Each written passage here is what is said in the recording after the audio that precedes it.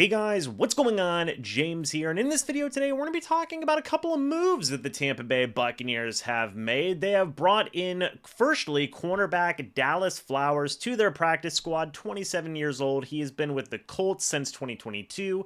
He's had 38 tackles, including 9 this season, by the way, was waived last week. Good size cornerback, 6'1", 195 pounds. That's per Greg Auman of Fox Sports. For that practice squad spot, they did promote cornerback Keenan Isaac to the active roster, so they are now at a full 53 players on their active roster. And also, one thing I do want to bring up here, this is why I brought my good friend TJ Jones here from the State of the Saints podcast, because the Buccaneers have brought in a new wide receiver, TJ. They have brought in former Saints wide receiver Marquez Callaway to the roster. Marquez Callaway, 6'1", 205 pounds, was undrafted in 2020, was with the Saints from 2020 to 2022. And since then, TJ, he has spent time with a lot of teams. I'm talking about the Denver Broncos, joining his former coach in Sean Payton, the Las Vegas Raiders, then the Saints in 2023, then the Pittsburgh Steelers in 2024, then back to the Saints in 2024, and now he is with the Tampa Bay Buccaneers. His best season came back in that 2021 season where he had 698 receiving yards, 6 receiving touchdowns in that season. TJ, give us a primer here on Marquez Callaway. Also, welcome to the channel for the first time, man. Hey man, I appreciate it. Thank you for having me. Marquez Callaway, I mean, he's a talented receiver, man. The Saints really relied on him early in his career. You know, he was an undrafted rookie coming out of Tennessee. He has that size, he has that really good catch radius. He won a lot of his matchups with the 50-50 ball. But I think what the Saints liked about him the most was his blocking ability on the outside. I mean, he created lanes on those stretch plays and toss plays for Alvin when the Saints offensive line and offense was actually rolling during that time. I can't really explain why he bounced around so much, probably because, the people aren't looking at him as a top tier receiver. They feel like maybe the type of receiver that he is, they come a dime a dozen. But I just think the confidence that he has, the abilities that he has, he can help you out in a tight spot. He'll catch some of those contested catches and some of those tough catches in crucial situations. So he will drop some. I will say that though. He'll probably drop a pass with 14 minutes left in the first quarter, but like in those like late in the game, he'll come up with a catch for you. So I like him a lot, man. And I think that Tampa Bay Buccaneers fans will like him too. It's interesting you say that. He had 4 drops in 2021, 3 Mm-hmm. drops in 2022. So, Yeah. like you said, he did have some drop problems in the past couple of seasons. Again, TJ, he hasn't really had a lot of playing time since that 2022 season. He didn't even register a catch in that 2023 year, and obviously hasn't done anything in any regular season stats in 2024. But like you said, he's still young, by the way, still only 26 years old. He's a guy that I think offers you some interesting potential as an outside receiver. And given all the injuries that the Bucs have been dealing with at that wide receiver position, Jan McMillan is banged up. You have now in the case of Trey Palmer, who's banged up as well. You've had a lot of just backup wide receivers. Heck, Sterling Shepard's your number 3 wide receiver right now, and has been for a couple of weeks. They've been promoting different guys and elevating different guys from the practice squad. They're a little bit thin in terms of their overall depth chart. Of course, Mike Evans and Chris Godwin have had some injury issues in the past as well. There's even some conversation that Mike Evans has been dealing with some nagging injuries throughout this season so far. So, like, it does make sense why they would want to go out there and get another big-bodied wide receiver. To your point, TJ, if he is good at blocking and he can pick up this playbook quickly, he may see some playing time at some point if the Bucs do continue to have some injuries in that wide receiver room. We just saw how good the rushing attack can be here for the Bucs, where they had over 200 rushing yards in that win against your New Orleans Saints, a team that Marquez Callaway is very familiar with. Yeah. So we're going to have to wait and see how this type of move grows and develops. But at the very least, it's like, hey, give the kid a shot. Like you said, Right. it is very confusing to see after that 2021 season just a complete drop off right? In terms Right. of just play, in terms of opportunity and whatnot. Like, he went from having 84 targets and 46 catches in 2021 to 32 targets and 16 catches. As far as I know, no injury history in terms of major injury history and whatnot. It could have very well been a situation, TJ, and I want to get your thoughts on this of just, hey, you do have these kind of timely drops in some types of situations. Gonna kind of move forward. Do you think that Sean Payton leaving the coaching staff may have had a part in that as well? Just kind of give your own thoughts and opinions as to why maybe things didn't work out there with Callaway. Well, I think it's a nice little cocktail of what you alluded to. I mean, the fact that Sean Payton wasn't around. I think he had success with Sean.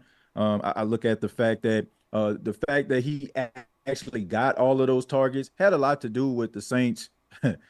Stop me if you heard this before. We're dealing with injuries at the wide receiver position. I mean, Michael Thomas was supposed to be there, and then you also had Deontay Hardy at the time.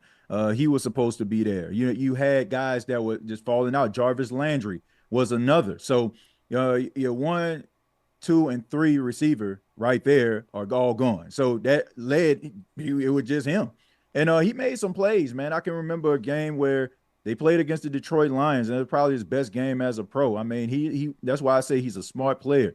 They were playing zone. He found the soft spots, and he had himself a pretty good game. And it has Saints fans extremely excited for his second year campaign.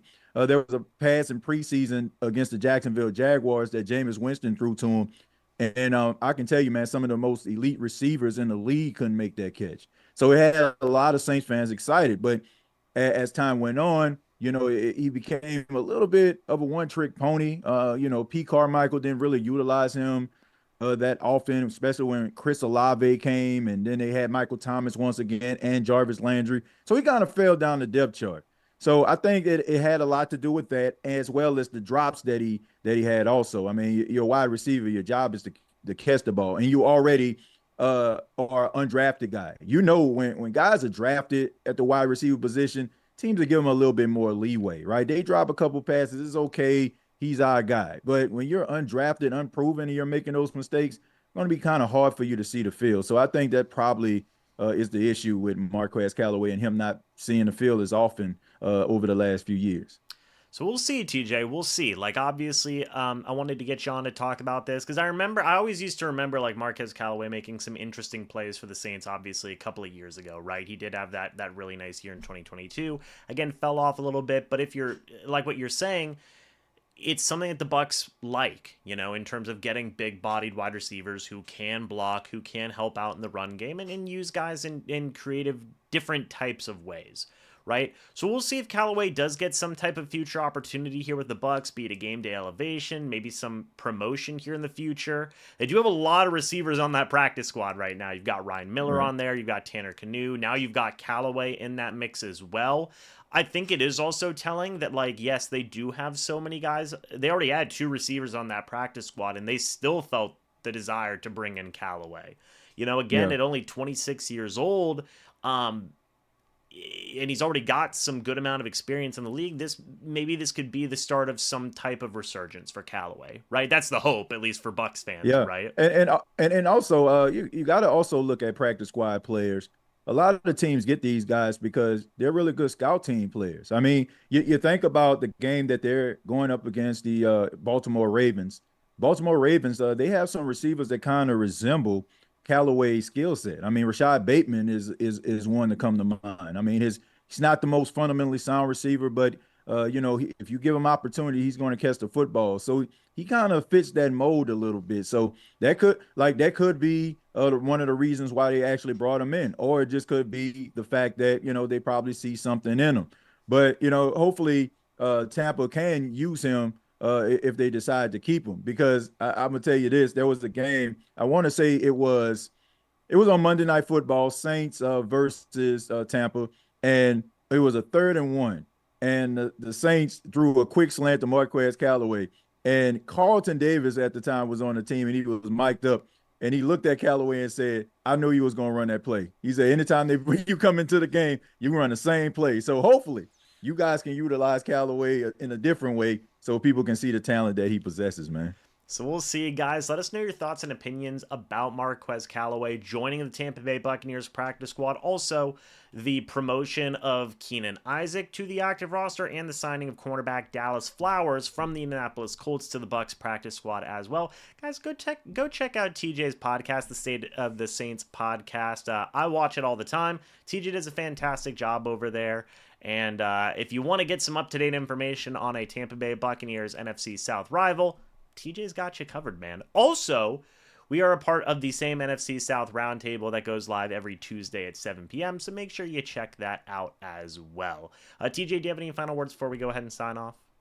No, just thanks for having me, man. I really do appreciate it, James. And man, you know, the State of Saints podcast, we're a podcast that talk about the New Orleans Saints, but we welcome all fan bases. Like it's not just a bunch of, you know, the Saints gonna go 17-0, you know, or 18-0. Like we talk about real issues that involve the team, and we give big up to those teams that are doing it at a high level. Like Tampa Bay is doing an outstanding job. They're looking like they're going to be contenders once again. And you know, just excited to be a part of NFC Roundtable with you as well.